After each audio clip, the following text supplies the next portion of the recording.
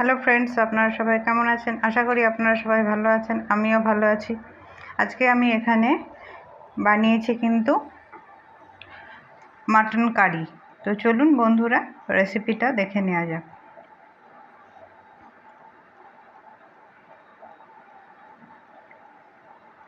প্রথমে আমি এখানে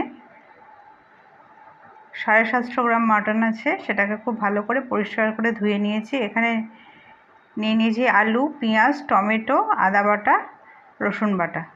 তো বাকিগুলো কেটে ফিরে আসছি। প্রথমে মাটনটাকে ম্যারিনেট করে রাখবো। দিয়ে দিলাম এখানে 1.5 চামচ লবণ,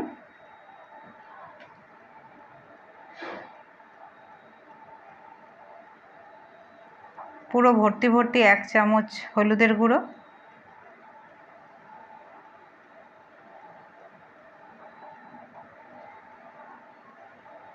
1 চামচ কাশ্মীরি লঙ্কার গুঁড়ো,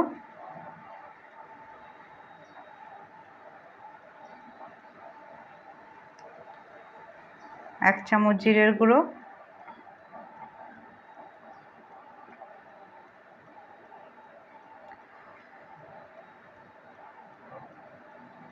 1.5 চামচ রসুনের পেস্ট, 1 চামচ আদার পেস্ট,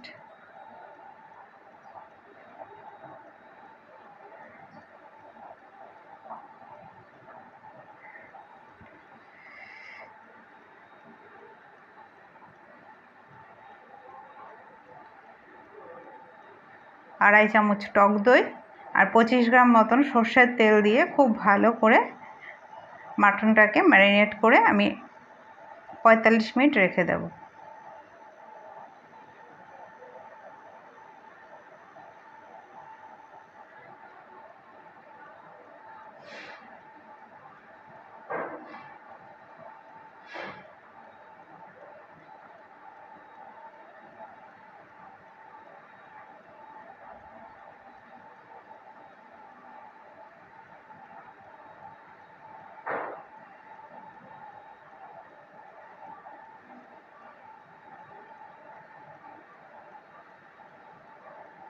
এবার ঢাকা দিয়ে রেখে দেবো 45 মিনিটের জন্য। এখানে আমি আলুগুলো কেটে নিয়েছি, পেঁয়াজ কেটে নিয়েছি, টমেটো কেটে নিয়েছি, কাঁচা লঙ্কা আর টমেটো একসাথে পেস্ট করে নেবো। আর একটুখানি পেঁপে ছিল, পেঁপেটা দিলে পরে মাটনটা খুব ভালো টেস্টও হয়, আবার সেদ্ধও হয়, সেই জন্য দিয়েছি। এবার আমি কড়াইয়ের মধ্যে দিয়ে দেব তেল।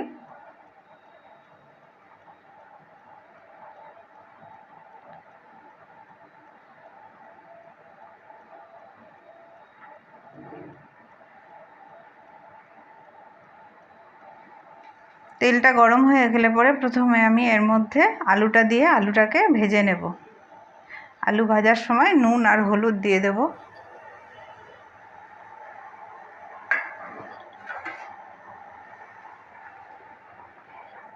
নুন দিয়ে দিলাম, এবার একটু হলুদের গুঁড়ো দিয়ে দেব।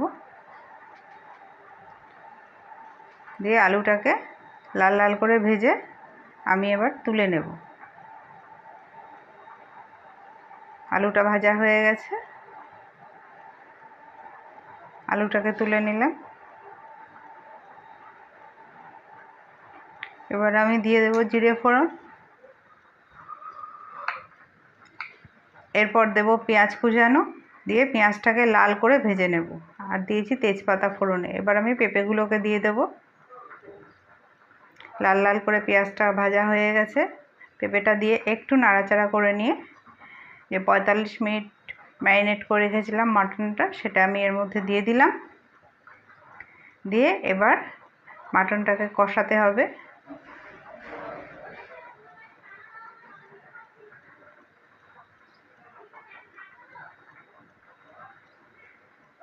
এর মধ্যে আমি লঙ্কা আর টমেটোর পেস্টটা দিয়ে দিলাম। একটা টমেটো আর 6টা কাঁচা লাল লঙ্কা ছিল, সেটার পেস্ট করে নিয়েছি, সেটা দিয়ে দিলাম। দিয়ে খুব ভালো করে কষিয়ে নেব। এবার আমি ঢাকনাটা দিয়ে দেবো, 5 মিনিট মতন কষাবো। আবারও ঢাকনা খুলে চলে এসেছি, দেখুন কত জল বেরিয়েছে। আবারও একটু নাড়াচাড়া করে গ্যাসটা কমিয়ে দিয়ে আমি কিন্তু আবারও কষিয়ে নেব।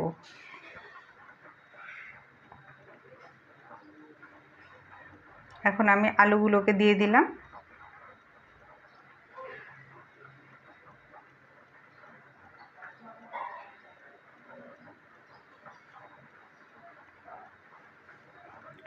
এবার আমি ঢাকা দিয়ে দেব।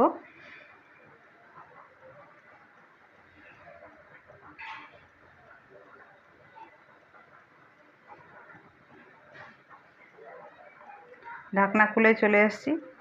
মাটনটা মোটামুটি কষানো হয়ে এসেছে। তো আরও কিছুক্ষণ আমি নাড়াচাড়া করে নিয়ে ঢাকনা দিয়ে দেব 5 মিনিটের জন্য। এইভাবে কমিয়ে বাড়িয়ে মাটনটা কষিয়ে নিতে হবে।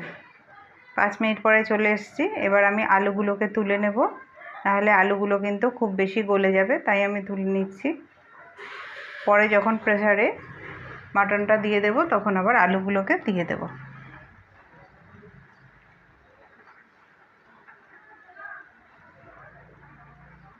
মাটনটা কিন্তু কষানো হয়ে গেছে।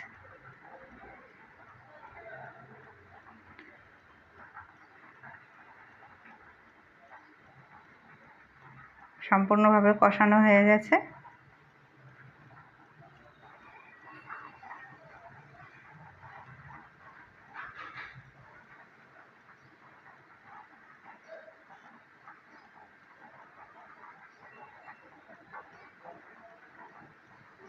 এরপর আমি এটাকে নামিয়ে নিয়ে প্রেসার কুকারটা বসিয়ে দিয়ে প্রেসার কুকারে জল দিয়ে জলটাকে গরম করে নেব।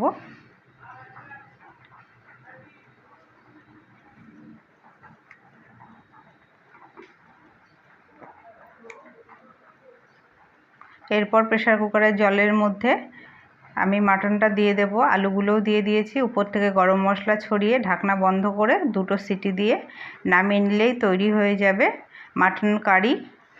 অবশ্যই একবার এইভাবে আপনারা বানিয়ে খেয়ে দেখবেন। আর ভিডিওটা ভালো লাগলে লাইক করে দিয়ে পাশে থাকার অনুরোধ রইল। কমেন্টের মাধ্যমে জানাবেন আপনারা কিভাবে বানান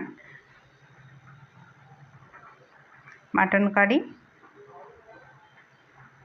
2টো সিটি দিয়ে গ্যাসটা বন্ধ করে আধ ঘন্টা মতন রেখে দেব, তারপরে সার্ভ করব। তো আজকের মতন এখানেই শেষ করলাম।